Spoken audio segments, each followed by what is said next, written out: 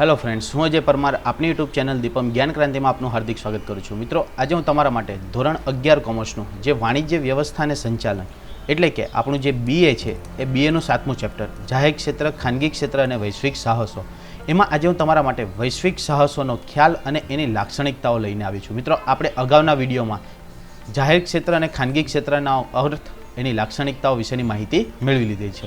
તો આજે આપણે વૈશ્વિક સાહસો વિશેની માહિતી મેળવીશું. વૈશ્વિક સાહસોને કહેવામાં આવે છે ગ્લોબલ એન્ટરપ્રાઇઝ, એટલે કે વિશ્વ સાથે સંકળાયેલા. શું હશે? તો વિશ્વ સાથે સંકળાયેલા. આપણે ખાનગી ક્ષેત્રમાં જોયું હતું કે જે એમએનસી મલ્ટીનેશનલ કંપનીઓ છે તો એને શું કહેવામાં આવશે? વૈશ્વિક સાહસો. વૈશ્વિક સાહસો એટલે કે જે દેશની સીમા છે એ દેશની સીમાઓની બહાર એને ફેલાવો કરે. શું કરવામાં આવે? દેશની સીમાઓને બહાર, એટલે કે એક દેશ બીજા દેશમાં અથવા તો ઘણા બધા દેશોમાં શું કરે? તો એ પોતાનું જે એન્ટરપ્રાઇઝ છે એની સ્થાપના કરે. એને શું કહેવામાં આવે છે? તો એને વૈશ્વિક સાહસો કહેવામાં આવે છે. ગ્લોબલાઇઝેશન. શું કહેવામાં આવે છે? ગ્લોબલાઇઝેશન, વૈશ્વિકીકરણ. જોઈએ એનો ખ્યાલ શું છે? તો જ્યારે કોઈ પણ ધંધાકીય એકમ પોતાની ધંધાકીય પ્રવૃત્તિઓ રાષ્ટ્રીય સીમાઓની બહાર ફેલાવે. શું છે મિત્રો? રાષ્ટ્રીય સીમાઓની બહાર ફેલાવે છે ત્યારે તેને વૈશ્વિક સાહસો કહેવામાં આવે છે. શું કહેવામાં આવે છે? વૈશ્વિક સાહસો કહેવામાં આવે છે. એટલે કે જો ભારતની કોઈ કંપની હોય, શું હોય? ભારતની કોઈ કંપની હોય એ અન્ય બીજા દેશોમાં, એટલે કે ભારત સિવાયના કોઈ દેશોમાં, ધારો કે યુએસએ છે, ત્યારબાદ યુકે છે, લંડન છે, કેનેડા છે, તો એ બધા દેશો સાથે શું કરે છે? તો એ ધંધો ત્યાં કરે છે અથવા તો ત્યાં એમનું ધંધાકીય એકમ સ્થાપે છે, તો એને શું કહેવામાં આવશે? તો એને વૈશ્વિક સાહસો કહેવામાં આવશે. શું કહેવામાં આવશે? વૈશ્વિક સાહસો. આ જે ધંધાકીય સાહસો છે એની અંદર બે પ્રકાર હોય છે. એક છે સ્થાનિક સાહસ અને બીજું છે વૈશ્વિક સાહસ. સ્થાનિક સાહસ એટલે ક્યાં હશે? તો જે કોઈક એક જ ક્ષેત્રમાં હશે. ક્યાં હશે? કોઈ એક જ ક્ષેત્રમાં. આપણે ઉદાહરણ લઈએ કે કોઈક જે ધંધાકીય એકમ છે એ માત્ર ગુજરાતમાં જ સ્થાપના થયેલી છે અને માત્ર ગુજરાત પૂરતું જ સીમિત હોય. શું હોય? ગુજરાત પૂરતું જ સીમિત હોય, તો એને શું કહેવામાં આવશે? સ્થાનિક સાહસ કહેવામાં આવશે. એને શું કહેવામાં આવશે? સ્થાનિક સાહસ. પરંતુ એ ગુજરાતમાંથી એન્ટવર્પ છે, ન્યૂઝીલેન્ડ છે, ઇંગ્લેન્ડ છે, આફ્રિકા છે, તો ત્યાં એ સાહસો સ્થાપે, તો એને શું કહેવામાં આવશે? વૈશ્વિક સાહસો. વિશ્વના દેશો સાથે શું છે? વિશ્વના દેશો સાથે મળીને જે સાહસો સ્થાપવામાં એને શું કહેવામાં આવશે? વૈશ્વિક સાહસો. તો એના 3 પ્રકાર છે. એક છે આંતરરાષ્ટ્રીય સાહસ, ત્યારબાદ બહુરાષ્ટ્રીય સાહસ અને ત્યારબાદ છે ટ્રાન્સનેશનલ સાહસ. એટલે કે આંતરરાષ્ટ્રીય સાહસ એટલે કે ઇન્ટરનેશનલ કંપનીઓ, બહુરાષ્ટ્રીય એટલે કે એમએનસી મલ્ટીનેશનલ કંપનીઓ, અને ટ્રાન્સલેશન સાહસ એટલે કે એકબીજાના કાર્ય કરે, જે આઉટસોર્સિંગના ને એ કાર્ય કરે છે, વગેરે વગેરે. ચાલો આપણે જોઈએ તો સ્થાનિક સાહસ.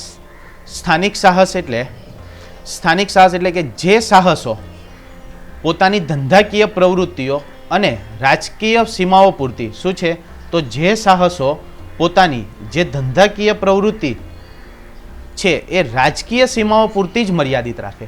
એટલે કે મેં તમને કીધું હતું કે ગુજરાતના જે સાહસો છે એ ખાલી ગુજરાત પૂરતા જ સીમિત રાખે, તો એને શું કહેવામાં આવશે? સ્થાનિક સાહસો કહેવામાં આવશે. શું કહેવામાં આવશે? સ્થાનિક.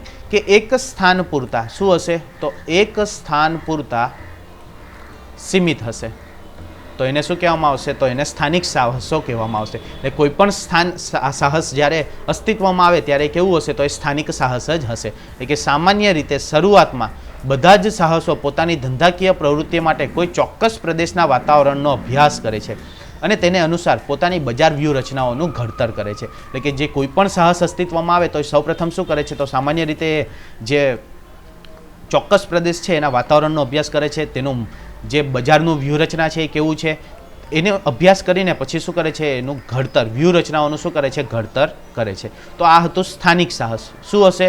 તો ચોક્કસ સ્થાન માટે. શું હશે? ચોક્કસ સ્થાન માટે. તો એને શું કહેવામાં આવશે? સ્થાનિક સાહસો. તો વૈશ્વિક સાહસો શું હશે?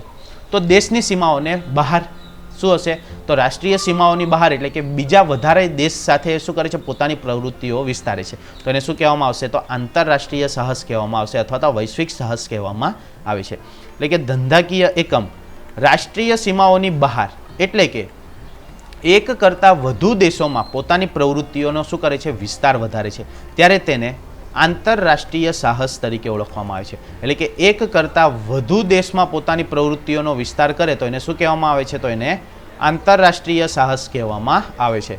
ત્યારબાદ હતો બહુરાષ્ટ્રીય કંપનીઓ, તો એ તો આપણે જોઈ જ ગયા હતા કે સ્થાનિક બજારના અનુભવનો ઉપયોગ કરી પોતાની ધંધાકીય પ્રવૃત્તિઓની પાંખો એટલે કે બ્રાન્ચ, પાંખો એટલે શું થશે? બ્રાન્ચ, વિદેશી બજાર સુધી ફેલાવે અને તેઓ વિદેશના બજારમાં પોતાની શાખા દ્વારા સ્થાનિક બજારની વ્યૂહરચનાનો ઉપયોગ કરતા જોવા મળે. આવા સાહસોને શું કહેવામાં આવશે? બહુરાષ્ટ્રીય સાહસ કહેવામાં આવશે, અથવા તો મલ્ટીનેશનલ કંપની તરીકે ઓળખવામાં આવે છે. શું કરે છે?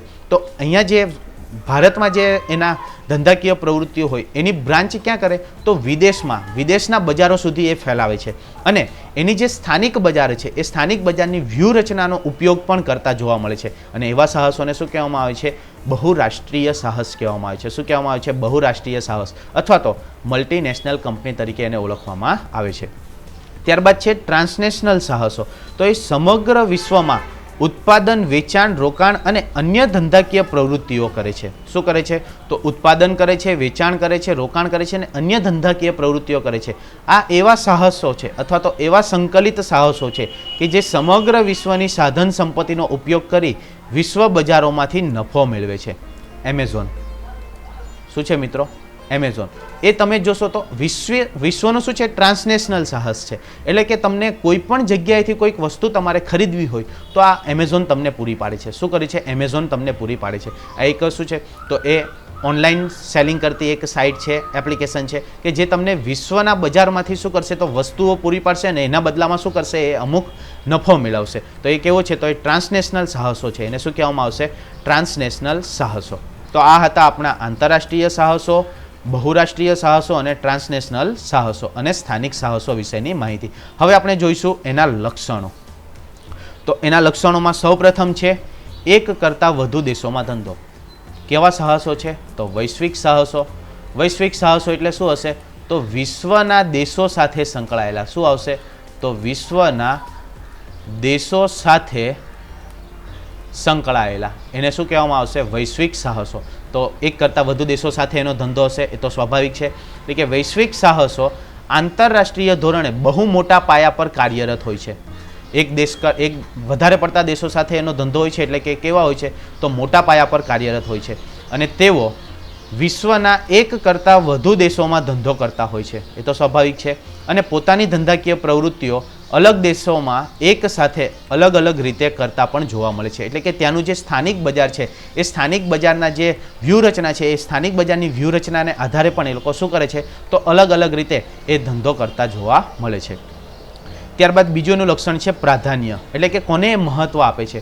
તો રોકાણ, ઉત્પાદન અને વહેંચણીમાં વૈશ્વિક સાહસો જે તે પ્રદેશની ખાસ બાબતોને પ્રાધાન્ય આપે છે. શું કરે છે? તો જે પ્રદેશમાં એમની જે શાખા હોય અથવા તો એમની જે પાંખ હોય તો એ પ્રદેશની જે ખાસ બાબતો હોય એ ખાસ બાબતો પર શું કરે છે? એ પ્રાધાન્ય આપે છે અથવા તો મહત્વતા આપે છે.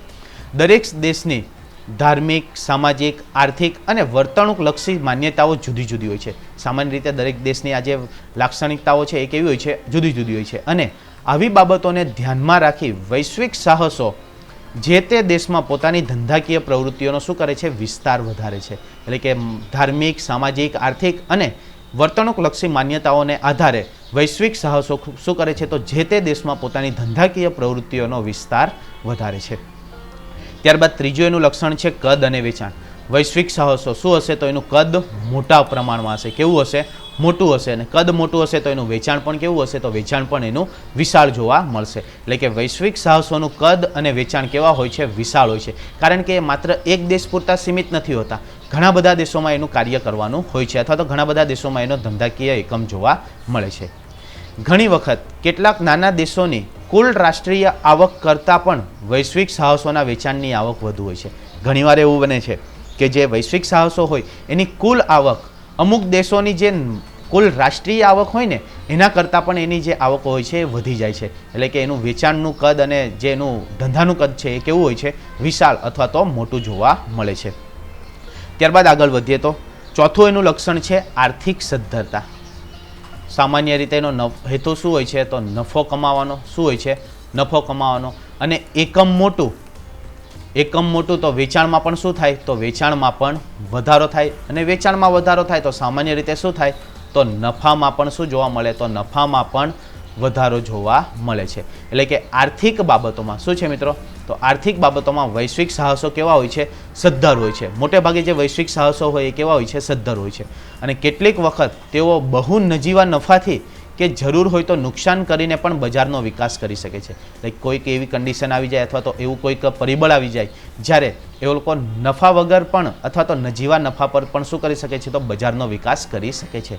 ખૂબ જ મજબૂત નાણાકીય પીઠબળ હોવાથી વૈશ્વિક સાહસો બહુ મોટા પાયા પર ઉત્પાદન અને વેચાણનું આયોજન પણ કરી શકે છે. તો સામાન્ય રીતે છે જેમ મૂડી વધારે એમ ધંધાનું કદ પણ કેવું બની શકે છે, તો મોટું બની શકે છે. અને એના આધારે જે ધંધામાં થતું ઉત્પાદન અને વેચાણ છે એ વેચાણનું આયોજન પણ શું થઈ શકે છે, તો વધુ કરી શકાય છે. ત્યારબાદ છે રાજકીય વર્ચસ્વ. તો વૈશ્વિક સાહસો ખૂબ મજબૂત આર્થિક સદ્ધરતાને કારણે એમનું જે રાજકીય વર્ચસ્વ છે એ પણ કેવું જોવા મળે છે, તો વધારે જોવા મળે છે. એટલે કે ઘણી વખત એમને અનુકૂળ હોય તેવી આર્થિક નીતિ પણ જે તે દેશમાં રાજકીય નેતાઓ દ્વારા ગોઠવી શકાય છે. એટલે કે રાજકીય વર્ચસ્વ પણ શું કરે છે, તો એ લોકો ધરાવતા જોવા મળે છે. એટલે કે વૈશ્વિક સાહસો છે એ ખૂબ જ મજબૂત આર્થિક સદ્ધરતાને કારણે એમનું જે રાજકીય વર્ચસ્વ છે એ પણ શું જોવા મળે છે, તો વધારે જોવા મળે છે. અને ઘણી વખત પોતાને અનુકૂળ હોય તેવી આર્થિક નીતિને પણ જે તે દેશના રાજકીય નેતાઓ દ્વારા ગોઠવી શકાય છે. એટલે કે આર્થિક સદ્ધરતાને કારણે ત્યાંના જે રાજકીય નેતાઓ છે એ એની અનુકૂળતા અનુસાર શું કરે છે, તો આર્થિક નીતિઓ ઘડે છે. શું કરે છે, આર્થિક નીતિઓ ઘડે છે, જેથી એને રાજકીય વર્ચસ્વ પણ શું કરે, એક જળવાઈ રહે છે. ત્યારબાદ છે વફાદારી. એટલે કે વૈશ્વિક સાહસો વિશ્વના ઘણા દેશોમાં એક સાથે ધંધો કરે છે, છતાં કેટલીક વાર તેઓ જે તે દેશને વફાદાર રહેતા નથી, પરંતુ પોતાના મૂળભૂત દેશને તેઓ વધુ વફાદાર હોય છે. એટલે કે એક કરતાં વધારે દેશોમાં જ્યારે એની બ્રાન્ચ હોય અથવા તો શાખા હોય ત્યારે ઘણીવાર એવું બને છે કે બીજા દેશો સાથે વફાદાર રહેતા નથી, પરંતુ જ્યાં એમની મુખ્ય બ્રાન્ચ હોય અથવા તો મેઇન હેડ ઓફિસ હોય તો એ દેશ સાથે તે શું હોય છે, તો વધુ વફાદાર રહેતા જોવા મળે છે. કારણ કે જો હેડ ઓફિસ જ બંધ થઈ જાય તો આગળના કોઈ પણ ધંધાઓ એ લોકો કરી શકતા નથી. એટલે જે મુખ્ય દેશ હોય અથવા તો મૂળભૂત દેશ હોય એના પ્રત્યે શું હોય છે, તો વફાદાર જોવા મળે છે. ત્યારબાદ આગળ વધીએ તો છે આર્થિક રીતે સદ્ધર દેશમાં ઉદ્ભવ. શું છે, આર્થિક રીતે જે સદ્ધર દેશો છે એમાં એનો ઉદ્ભવ છે. તો વૈશ્વિક સાહસો મોટા ભાગે કેવા હોય છે, તો આર્થિક સદ્ધરતા ધરાવતા હોય છે. કેવા હોય છે, આર્થિક સદ્ધરતા ધરાવતા હોય છે. એટલે કે જે આર્થિક રીતે સદ્ધર હોય એવા દેશોમાં એનો શું જોવા મળે છે, ઉદ્ભવ જોવા મળે છે. એટલે કે જે આર્થિક રીતે સદ્ધર દેશો હોય ત્યાં મોટે ભાગે વૈશ્વિક સાહસોની સ્થાપના થતી જોવા મળે છે.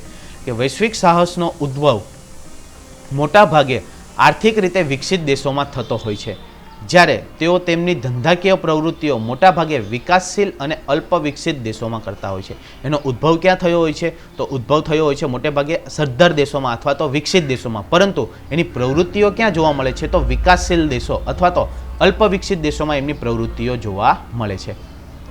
ત્યારબાદ છે સંશોધન અને વિકાસ માટેનો ખર્ચ.